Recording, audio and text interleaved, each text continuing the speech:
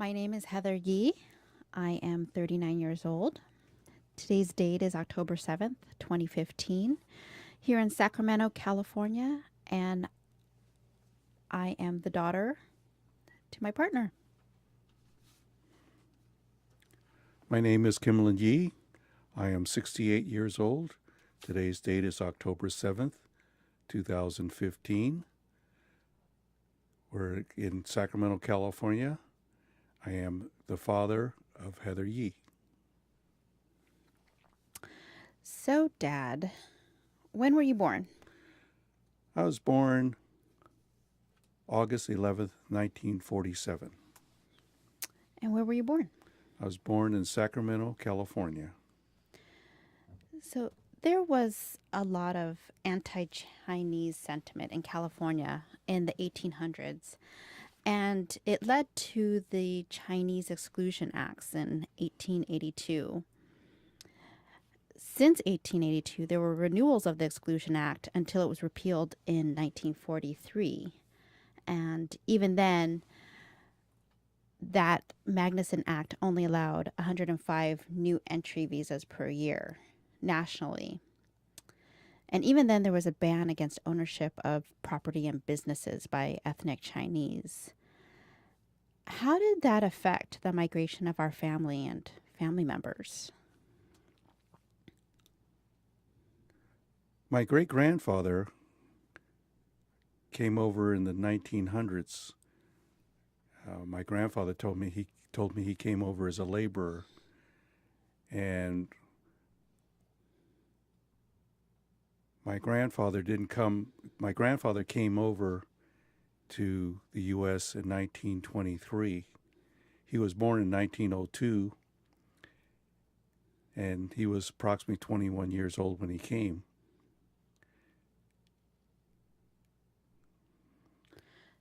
So, And excuse me, and my other grandfather on my mother's side, William Fong, he came also in the 1920s, and but they only came as single men, even though they had left families. My father was born in 1923, the year my grandfather came, but he didn't come until in the 30s. And my father's sister, she didn't come to the U.S. until 1956, and my grandmother didn't come until 1950. And my mother, she was separated from my grandfather, and she didn't come to the U.S. until 1935 when she was 14 with my grandmother. So there was separation of the family, and on my mother's side, her brothers and sisters ended up more, instead of siblings, as almost like her children, because as my grandmother had to work in the cannery, my mother had to raise them. It was fortunate for me because my uncles and aunts ended up acting and were closer to my age, and they were more of like my brothers and sisters than my uncles and aunts. so going back to your grandfather, what name did he migrate under? His papers came over as Yi Do Sum. I don't know when he changed his name to Jimmy Bong Yee, but when he first came over, he went to work in my great grandfather's laundry in Tampa, Florida. He eventually, and in Tampa, Florida, he says that he went to Sunday school. He couldn't go to school because of discrimination to public school, but he had to go to a private school, and I'm not sure if it probably was for Asians only. But he went to church, and one of the Sunday school teachers took a liking to his artwork and paid for his art lessons. In 1935, he came to Sacramento when he was delivering uh, some herbs and some uh, other things to his relatives in Sacramento, and they convinced him to stay in Sacramento. In Sacramento, he ended up uh, starting a restaurant called the New Eagle Cafe. At the New Eagle Cafe, it was known as a place that was like an art gallery. As a child, I remember visiting that his restaurant, and he had all his artwork on the walls. And in fact, in 1958, the Sacramento Union did an article on him. It was entitled "Art is Where You Find It," and it was because his restaurant was on the address was 404 K Street. It was considered Skid Row, and uh, he had all this artwork, and they described it as an art gallery. In 1959, the redevelopment agency demolished his restaurant and all the businesses in that area.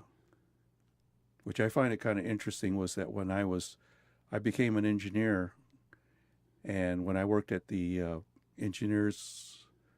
when I worked for the city of Sacramento, the planners in the city and the council always said that they wanted a 24-hour city.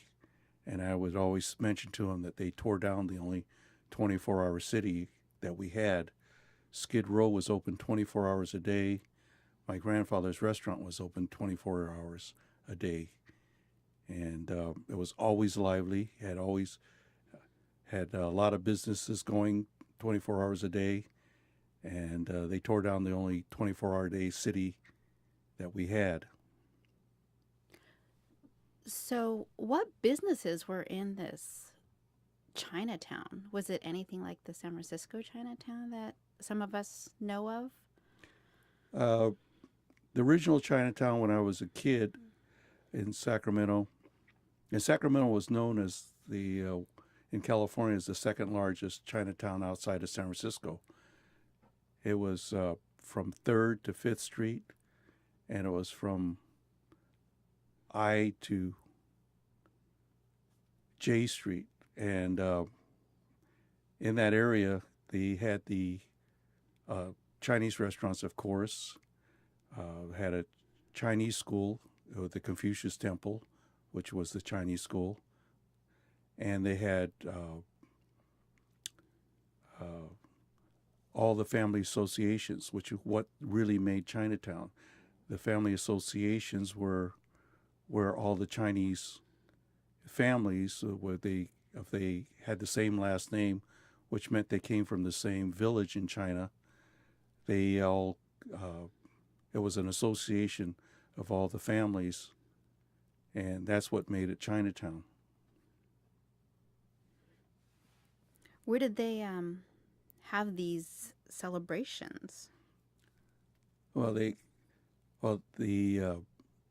each association they had their own buildings, and they would have dinners at the association, and for Chinese New Year's they would have the biggest celebration of the year and dinner. They would have it at a restaurant that was known as the Hong King Lum Restaurant, which was located on I Street between 3rd and 4th. What was the purpose of those Chinese associations? The original purpose of the Chinese Association was that most of the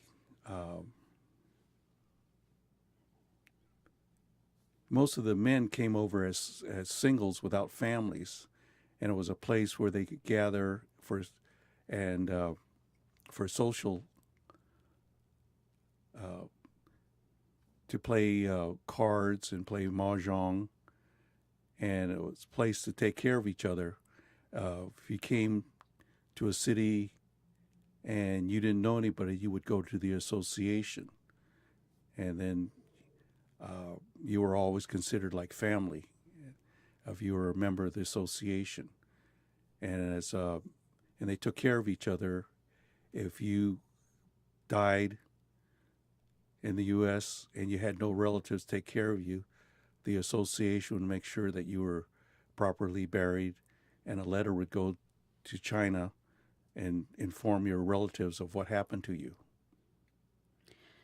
So there's a lot of history of people coming over to the United States on false papers, especially with the Exclusion Acts. So would they go to their own, like, how would they choose which association to go to?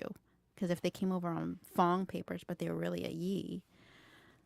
They would go to what their real family was. I don't think they.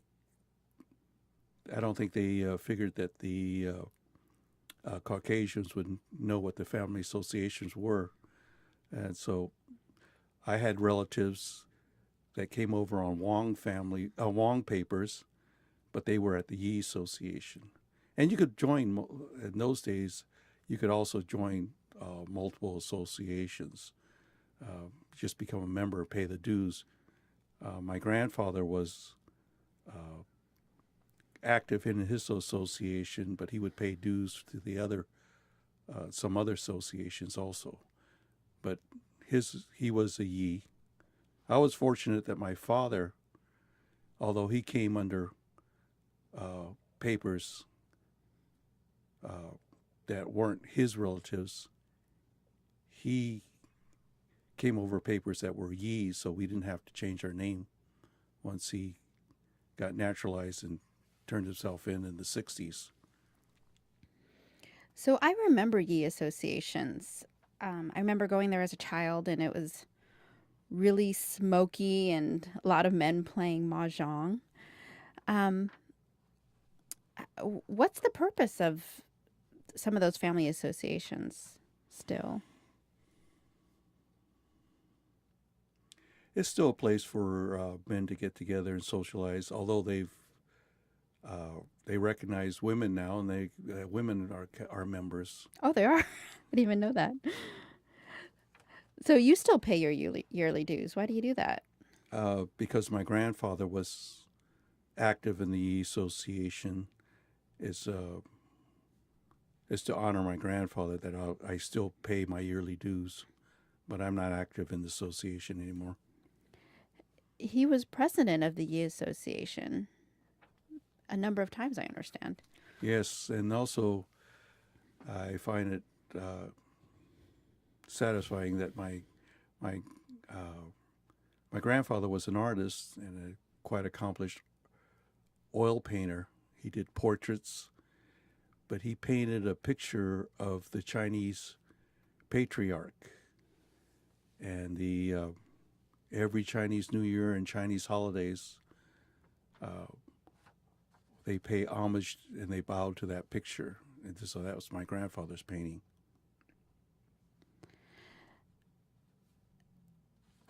So coming back to Chinatown, it's not there anymore. So what happened to Sacramento Chinatown? It was a result of redevelopment.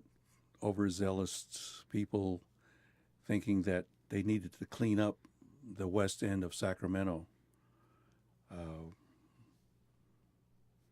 They thought that there was the west end, what they called it Skid Row, was crime ridden, and that they needed to clean it up. So they tore everything down from about 6th Street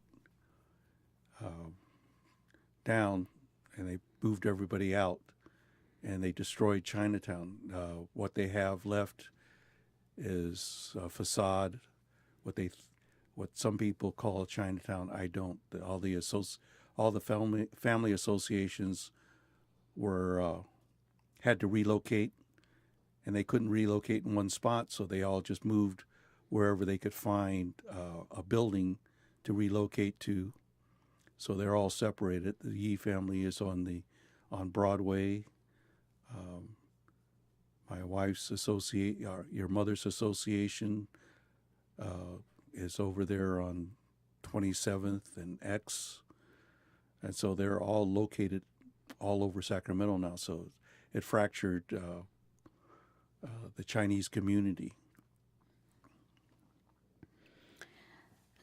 So, why are there so many Asians settled in the South area? Did a lot of the Chinese families have to move out of that area as well? That Chinatown? Well, uh, most of the Asians didn't live in Chinatown. The Japanese and the Chinese, they lived approximately west of Fifth Street and south of Capitol Mall to around Q Street. Um, that's where Japantown was originally also, and they had a school, um, Lincoln School, where I went for first grade, kindergarten, and first grade. That was located on the 2 blocks between um, P and Q from 3rd to 5th, and it was predominantly minorities. In my kindergarten picture, it's predominantly Asian, blacks, and I think one white face besides the kindergarten teacher. Um, and redevelopment also tore everything out, moved everybody and relocated them also out of that area. When I worked for the city of Sacramento as an engineer, I remember reviewing a lot of deeds, property descriptions and deeds, and the conditions, covenants, and restrictions that were on those deeds in North Sacramento didn't allow minorities to live in North Sacramento. Also, a lot of areas, they made it known that they didn't want to sell to Chinese. When my father moved to Southland Park Drive in 1954, the property owner didn't want to sell to my father, so my father had a Caucasian friend that he got him to buy the lot, and then my father bought the lot from his friend. So I think Greenhaven in that area, when it first opened up,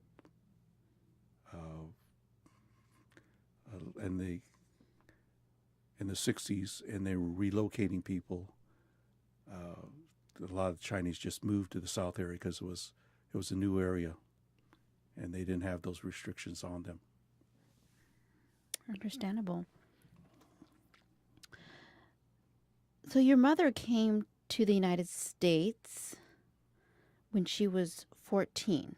She was born in 1921. How was she treated in China?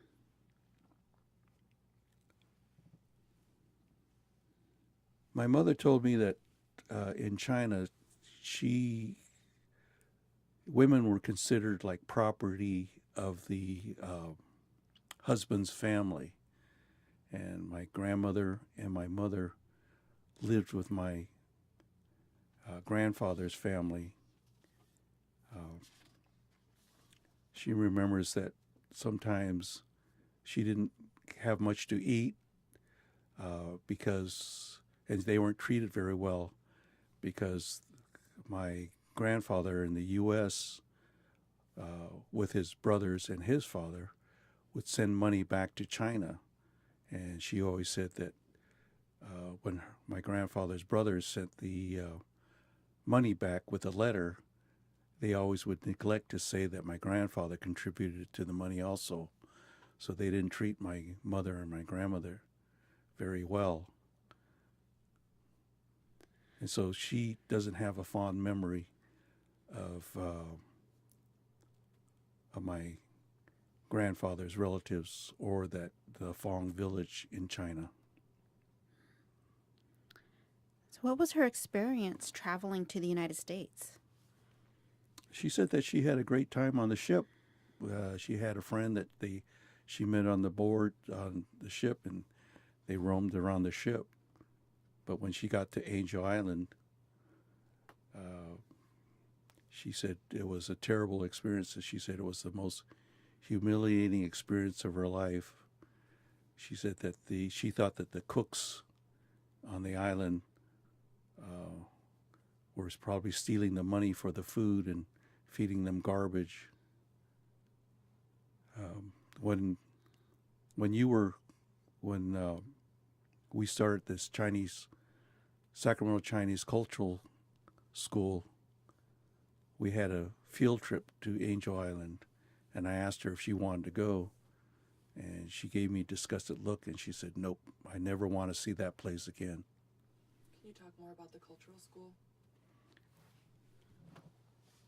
The cultural school in Sacramento was, we started a cultural school for elementary school children, and we wanted to emphasize and give them an experience that was fitting for American-born Chinese. We didn't want to make it. In Sacramento, we have a Chinese school, but it's mainly just a language school, and we wanted something more than that for you when you were growing up, and so we started that cultural school when you were in first grade. We got together with a group of people, and we did a summertime program, and we did it for about 6 years. There was a lot of interesting elements to it. I clearly remember while there was language and writing, there was also stories about the different traditions within the Chinese culture, and there was dancing and a fashion show, and I think there was even different arts. So, amongst just ribbon dance, there was also learning about zhong and like clay figures. It was a lot of fun. Yeah, it was predominantly we were passing on the culture that we knew as from southern China, the Canton area, from what we knew of China. So that was what we were trying to pass on to you.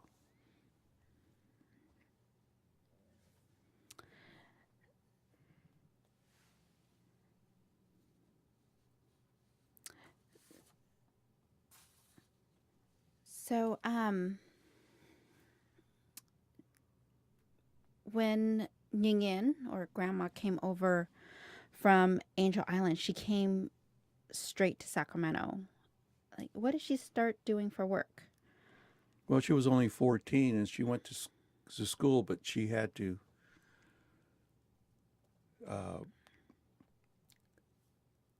take care of her siblings because as soon as she came to the U.S., my grandmother started having children, and she was 14 years old, so she ended up babysitting and taking care of her brothers and sisters. And my grandmother worked in the canneries at that time. That was a big industry in Sacramento. In the 30s, 40s, and 50s, and up until the 60s, we had quite a few canneries in Sacramento. We were in the heart of the agriculture, and most women worked in the canneries. And my grandmother worked in the canneries, and so my mother would take care of some of my grandmother's friends also, their children. And my mother complained that one summer or for a while she had to take care of 3 babies under 6 months old. So after oh, go ahead. After she, but I do remember the story that the one job she did have, she worked in this store. It was called a dollar store. It has no relation to the dollar stores that we know of now that sell everything for $1. It was a clothing store that was started by a Chinese businessman, and they were, I think on the West Coast, he had several of them, and was located on K Street. I believe it was between 7th and 8th Street, and it was like a little department store. And she told me the story that she had been dating my father, and my grandfather, my father's father, Jimmy Bong Yee, came into the store and asked her when they were going to get married. My mother said they didn't have any money, they couldn't get married. My grandfather handed her a blank check and said, "Now you can get married." Did she value education? I think she valued education more than anything else. She did graduate from Sacramento High School in 1944, and she always stressed education to us, and every one of her children and grandchildren that survived have graduated from college and are all professionals.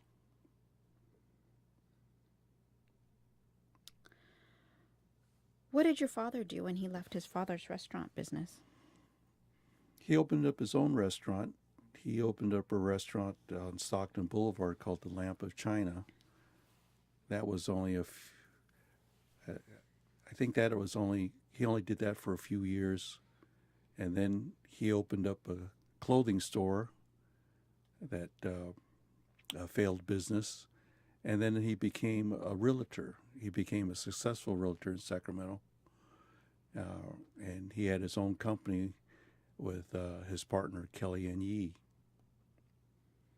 Was he successful?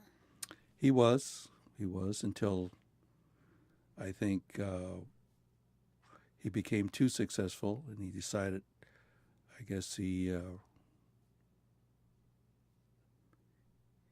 decided he didn't need to mind the business as much as he wanted to chase women, and so he left my mother, and they divorced, and so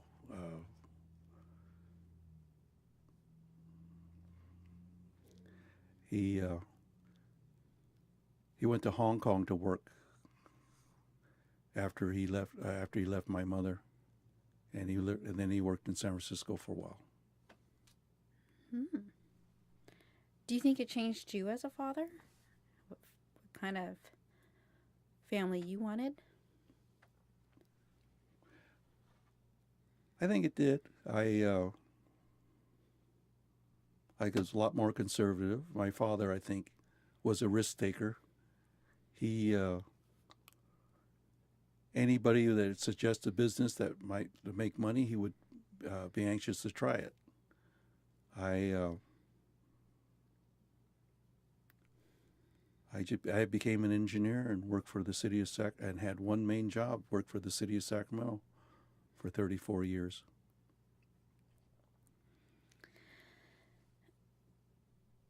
Do you think it made you more faithful to your religion?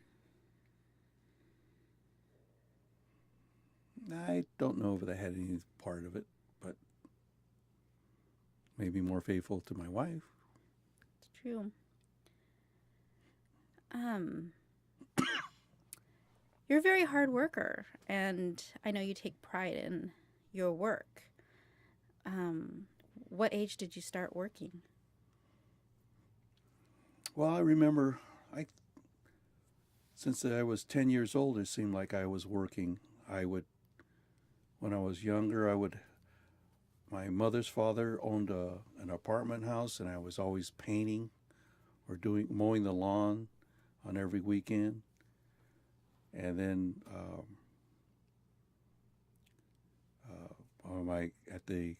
my grandfather's restaurant, I would go there and peel potatoes on weekends.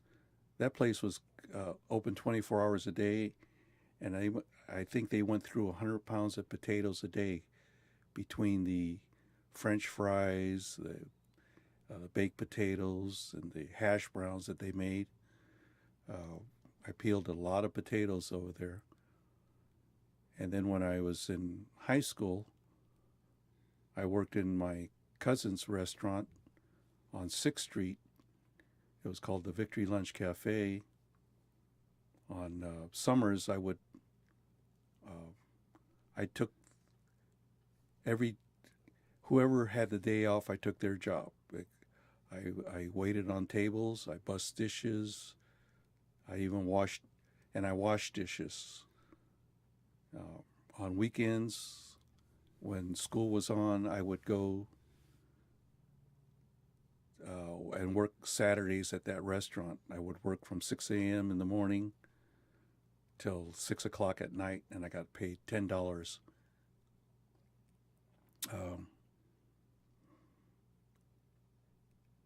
It made me appreciate money, the dollar, and I think that's what made me decide I really wanted education, didn't want to work in a restaurant anymore. And so after the Army, and I was lucky I didn't go to Vietnam. When I was drafted, I went to Germany in 1968. And after the Army, with the GI Bill, I went back to school, and I got a degree as a civil engineer. Why did you choose civil engineering?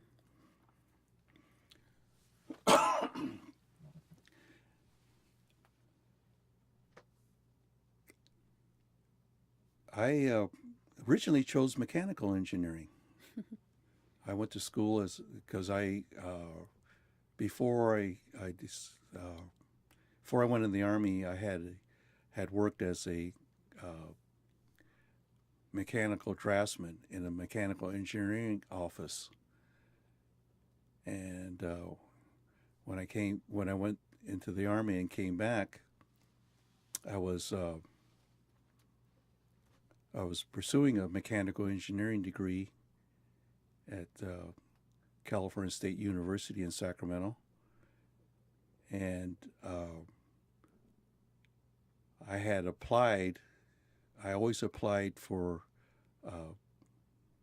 any job that was available, just in case I didn't make it in school, that I would have something to fall back on. And I had taken a test as a draftsman for the city of Sacramento, and with one summer, they offered me a part-time job to work that summer as a draftsman in the engineering division of the city of Sacramento, and they were doing civil engineering work. I discovered that I liked civil engineering much better than mechanical, so I switched majors and became a civil engineer.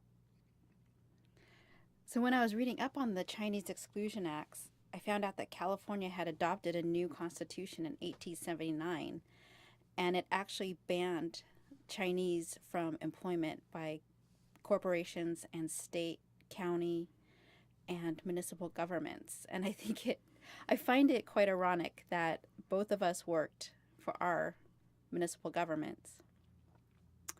And you specifically worked for the city of Sacramento.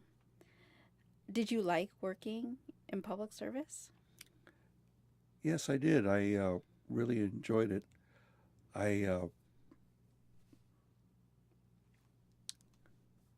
I got to really see the city of Sacramento grow from 1972 to present.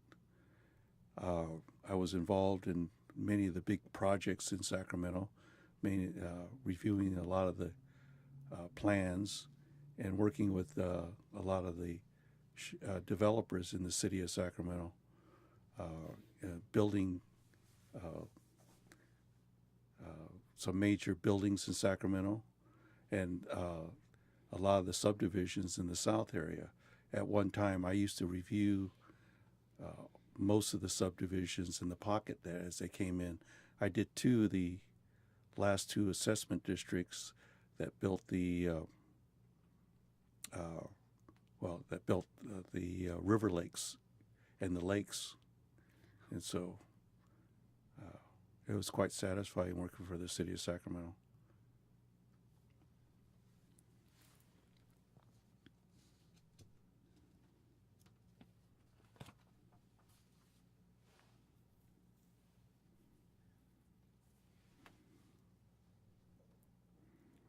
One of the very interesting things I've found out while working for the city of Sacramento was about when they raised the streets for the flooding. They raised the streets,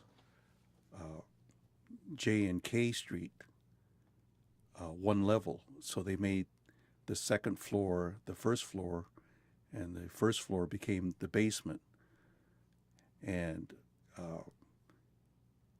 I remember when I used to go to my grandfather's restaurant on K Street, his was in the middle of the block, and the alleys where the alleys went down. That was the original level of the city because they didn't raise the alleys; they just ramped it down. And my grandfather's restaurant had a alley entrance, and I always thought it was real spooky when I was a kid that the alley entrance looked like a shop, but the shop, it wasn't.